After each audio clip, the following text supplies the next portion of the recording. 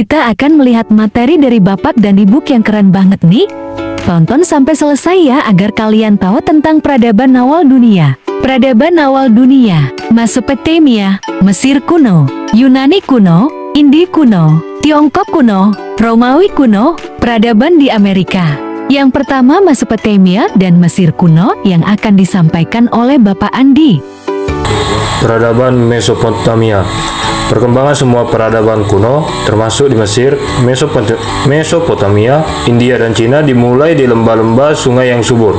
Air, komponen vital kehidupan, menjadikan tanah subur memungkinkannya digunakan untuk pertanian. Manusia akan berkumpul di era tersebut dan bekerja sama untuk membangun sistem irigasi, kanal, dan bendungan serta menjadi terorganisir untuk menciptakan masyarakat yang beradab dan melahirkan peradaban. Walbang 1949. Mesopotamia berjarak sekitar 170 mil dari Teluk Persia. Negara bagian paling awal di Mesopotamia adalah negara kota lembah yang lebih rendah. Setiap orang yang mungkin bertanggung jawab atas irigasi dan pemeliharaannya sendiri. Mesopotamia dikuasai oleh Somit dari Akkadia selama 2 abad, dari 2500 hingga 2300 sebelum Masehi pada abad ke-26 sebelum Masehi. Peradaban Mesir kuno. Sejak dimulainya orang Mesir, prasejarah selama periode perkembangan Neolitik dan berlanjut melalui perkembangan peradaban di bawah pemerintahan Firaun absolut, penduduk Mesir kuno mulai mendominasi wilayah lembah Nil sekitar 5000 sampai 525 sebelum Masehi. Sebagai Firaun yang menganiaya orang-orang Yahudi dan berusaha mengembalikan kejayaan kerajaan Mesir, Ramses II dari dinasti ke-19 dari 1292 sampai 1225 sebelum Masehi diakui. Yunani adalah rumah bagi produk perdagangan Mesir, termasuk permulaan seni dan agama Yunani. Kulit unta, sejantan logam, rempah-rempah, uang, kayu, dan karpet semuanya diimpor ke Mesir. Mesir mengekspor produk olahan seperti gandum, linen, dan kerajinan tangan. Bogardus 1995. Yang kedua Yunani kuno dan India kuno yang akan disampaikan oleh Ibu Yunita. Peradaban Yunani kuno. Peradaban Yunani kuno adalah salah satu peradaban terpenting dalam sejarah yang berkembang di wilayah Yunani dan sekitarnya, serta memiliki pengaruh besar pada berbagai aspek kehidupan manusia. Peradaban ini mencapai puncaknya pada masa klasik dan Helenistik dan dikenal karena kontribusinya dalam filsafat, seni, sastra, ilmu, dan pengetahuan dan demokrasi. Yunani kuno memiliki peradaban yang tinggi. Peradaban bangsa Yunani inilah yang kemudian dikembangkan oleh bangsa Barat. Peradaban bangsa Yunani ini meliputi kebudayaan Kreta, polis, sistem kepercayaan, dan hasil-hasil kebudayaan. Yunani dikelilingin oleh Laut Egea dan Laut Ionia. Yunani terdiri atas 2 bagian, yaitu Yunani daratan dan Yunani kepulauan. India kuno. India kuno merupakan salah satu pusat lahirnya peradaban awal dunia yang berkembang di sekitar lembah Sungai Indo sejak kira-kira 2500 sebelum Masehi. Kemajuan lain terjadi pada masa Kekaisaran Gupta yang sering disebut sebagai masa keemasan India. Pada masa ini, seni sastra, astronomi, dan matematika mengalami perkembangan pesat. Angka 0 dan sistem desimal ditemukan dan digunakan secara sistematis, seperti dijelaskan oleh Hermann Kuhlke dan Dietmar Rothermund. Penemuan angka 0 dan sistem desimal di India merupakan kontribusi besar terhadap matematika dunia yang kelak diadopsi oleh dunia Islam dan Barat.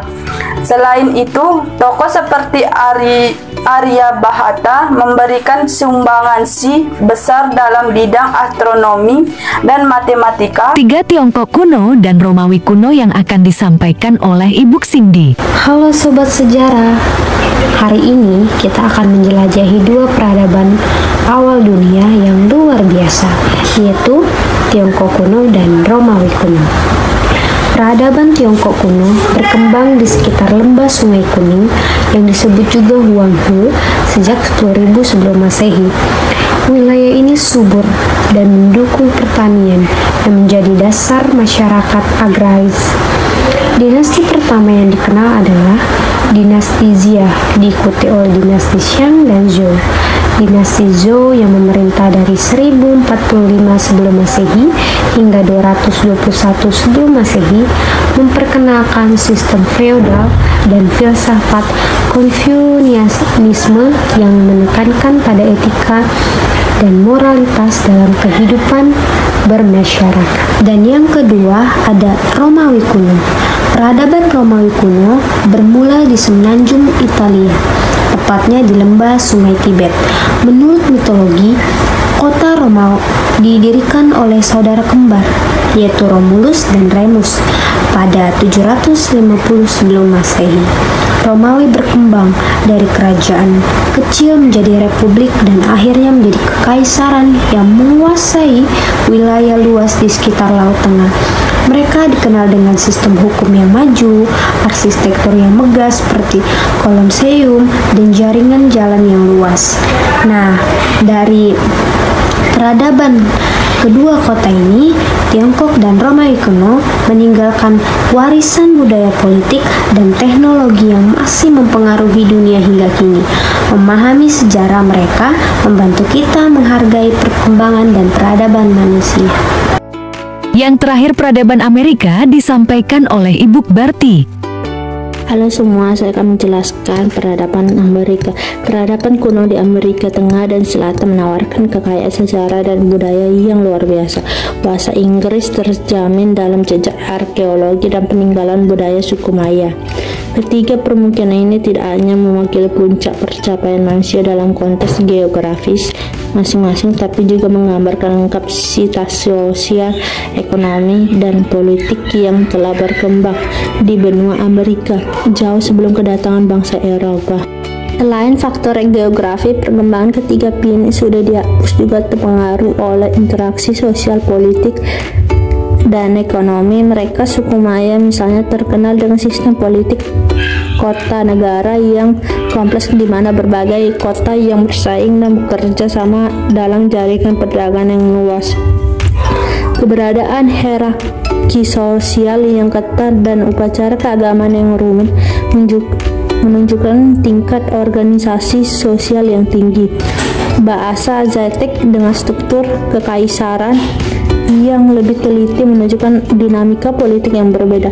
Mereka membangun sebuah kekaisaran melalui pencurian dan aliensi, menciptakan sistem ukti yang memungkinkan mereka untuk mengumpulkan sumber daya dari berbagai wilayah yang telah dikuasai. Sistem pendidikan dan militer yang kuat juga berperan penting dalam mempertahankan kekuasaan mereka. Setelah melihat materi yang telah disampaikan Bapak dan Ibu tadi, apakah dapat menambah wawasan kalian tentang peradaban awal dunia?